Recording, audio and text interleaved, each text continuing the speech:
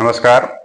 पिछले वीडियो का आधा शेष भाग हम आज के वीडियो में डिस्कस करेंगे और जानेंगे कि कैसे चाणक्य की नीतियां हमें अपने विचारों के माध्यम से चीजों को अवगत कराती हैं। आगे कहते हैं, आलस्य उपहतः विद्या परहस्त गतः स्त्रिया अल्प बीजम हतम क्षेत्रम हतम सैन्य नायकम। अर्थात आलस्य के कारण विद्या नष्ट हो जाती है, दूसरे के हाथ में गई हुई स्त्रियां नष्ट हो जाती हैं, थोड़ा बीज डालने के कारण खेत बेकार हो जाता है। इसी प्रकार सेनापति के मारे जाने पर सेना समाप्त हो जाती है। यहाँ पे इसका भाव जो है वो ये है कि विद्या की प्राप्ति और उसकी वृद्धि के लिए व्यक्ति को आलस्य का त्याग कर देना चाहिए। आलसी आदमी किसी गुण को प्राप्त नहीं कर सकता, क्योंकि विद्या ग्रहण करने का जो फॉर्मूला है वो ये है कि आपको नित्य अभ्यास करना पड़ेगा, और जो व्यक्ति आलसी है उसे विद्या का लाभ जो है मिल नहीं सकता, क्योंकि उसके लिए आपको निरंतर अभ्यास करते रहना है। आलसी व्यक्ति के लिए विद्या कहाँ। दूसरे के पास जाने वाली स्त्री का धर्म नष्ट हो जाता है, अर्थात किसी दूसरे के अधिकार में जाने पर स्त्री का सतीत्व कायम नहीं रहता। यहाँ पे तात्पर्य यही है कि स्त्री पहले के समय में खुद कमाती नहीं थी, वो पुरुषों पर निर्भर रहती थी। तो जब पहले के समय में कोई स्त्री किसी दूसरे के पास जाती थी, उस पर आश्रित होती थी, तो उसको भी उस पुरुष के हिसाब से चलना होता था और उसके बताए हुए चीजों पर काम करना होता था, और फिर उसके हिसाब से जो उसका अपना सतीत्व होता था वो एक तरीके से खत्म हो जाता था, क्योंकि उसे फिर उन सब चीजों से कंप्रोमाइज और उसके जीवन यापन के लिए उसको अपना जो एक खुद की आइडेंटिटी है वो बनाना मुश्किल हो जाता था। लेकिन ये समय आजकल बदल चुका है, स्त्रियां भी खुद से इंडिपेंडेंट हैं, वो कमा रही हैं, तो अपने फैसले खुद ले सकती हैं। यदि खेत में बीज बोते समय कंजूसी की जाएगी और बीज कम डाला जाएगा तो अच्छी फसल नहीं हो सकती, और वैसे ही अगर खेत में बीज ठीक से ना डाला जाए तो फिर उत्पादन अच्छा कैसे हो सकता है। लोग अगर कंजूसी करें खेती में बीज बोते समय, तो उस खेत में कैसे अन्न का जो है अच्छा उत्पादन होगा। सेना का बल सेनापति से ही स्थिर रहता है, और जब सेनापति ही मारा जाता है तो सेना का हार जाना स्वाभाविक ही है। उसी प्रकार सेना में सेनापति प्रमुख होता है, क्योंकि उसी के आदेश से सारे काम होते हैं। उसके मृत्यु के पश्चात सेना का जो एक दिशा होती है वो देने वाला कोई होता नहीं है, क्योंकि सेनापति ही वो दिशा देता है, वो सब कुछ प्लान बना के रखता है कि कैसे कौन सी चीजें करनी है। सेनापति के मर जाने पर उसको उस सेना को संभालने वाला कोई होता नहीं, इस वजह से वो सेना बिखर जाती है और फिर हार जो है स्वाभाविक होता है।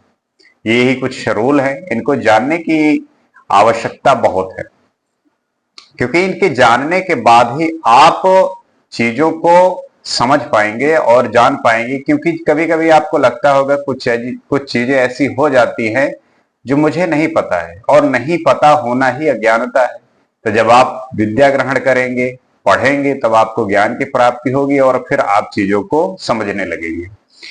आगे क्या कहते हैं, अभ्यास अध्यर्ते विद्याकुलम शिलेन धार्यते गुणेन ज्ञायते त्वार्यः कोपो नेतेन गम्यते।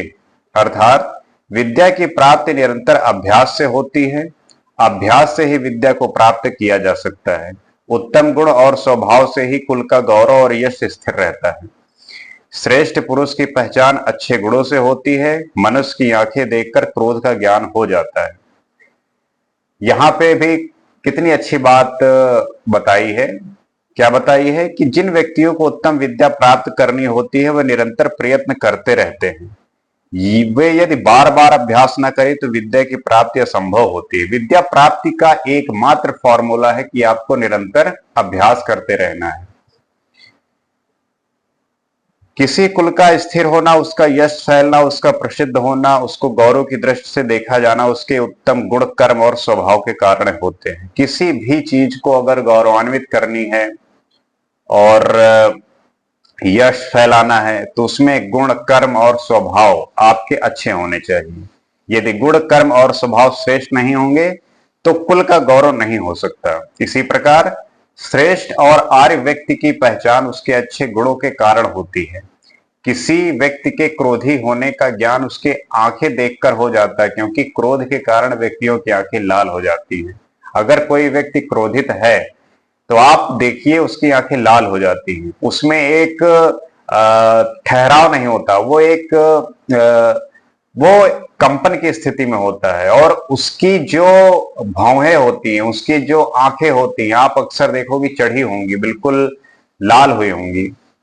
और किसी भी कुल में, किसी भी कुल का गौरव बढ़ाने के लिए उस जो व्यक्ति है उसकी प्रतिभा होती है। अगर व्यक्ति कर्मवान है, गुणशील है, स्वभाव उसका अच्छा है, तब उसके द्वारा उस कुल की भी प्रतिष्ठा बढ़ती है।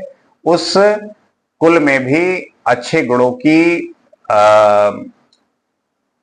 अच्छे गुण आगे भी आने वाले समय में और अच्छे से होके आते हैं। उनके बच्चों में वैसे दिखते हैं। उनके बच्चे फिर वो स्वभाव, गुण, कर्म सीखकर अपने बताए हुए पूर्वजों से वो आगे उसको जो है बढ़ाते हैं। तो किसी भी कुल की मर्यादा, किसी कुल के अच्छे होने का जो एक प्रतिष्ठा है उसका, वो उनके व्यक्तियों द्वारा होता है, ना कि कोई कुल अच्छा बुरा होता है। हर एक कुल अच्छा और बुरा हो सकता है, क्योंकि उसमें अगर व्यक्ति जैसा होगा वो कुल वैसा ही बन जाएगा। तो इन बातों के माध्यम से आप समझे होंगे और जाने होंगे कि कैसे हर एक चीज बड़े सोच और समझ के और ज्ञान की जो पराकाष्ठा है उसको प्राप्त करने के पश्चात वो सारी बातें बिल्कुल वैसे ही बैठती हैं, वैसे ही काम करती हैं जैसा कि चाणक्य ने अपने नीति में बताया। और आप इस बात को अक्सर अपने ही एक्सपीरियंस से महसूस कर सकते हैं और जान सकते हैं। उम्मीद करते हैं कि आप इन बातों को विचार करेंगे, इसको याद भी रखेंगे, क्योंकि याद रखेंगे तो फिर आपको भी कभी भी ऐसा कोई आपके दिमाग में प्रश्न आया या आपके साथ भी ऐसा कुछ हुआ तो उन प्रश्नों का उत्तर आप आसानी से हल कर सके। आज के लिए इतना ही। अगले एपिसोड में नए विचारों के साथ आपके सामने फिर उपलब्ध होंगे। आज के लिए इतना ही। नमस्कार।